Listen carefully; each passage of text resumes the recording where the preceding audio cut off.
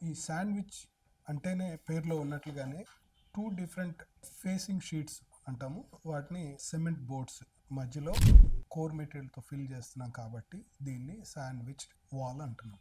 ఈ శాండ్విచ్డ్ వాల్స్‌ని ఈ facing sheets తోటి చేయటం వలన మనకి రెడీ టు అప్లై వాల్ వచ్చేస్తుంది.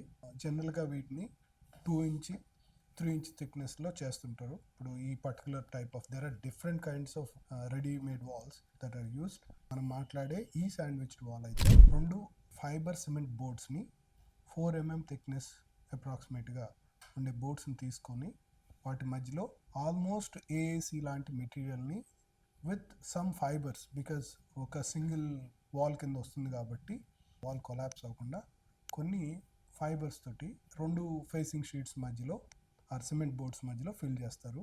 వాటిని శాండ్విచ్డ్ వాల్ అంటున్నారు.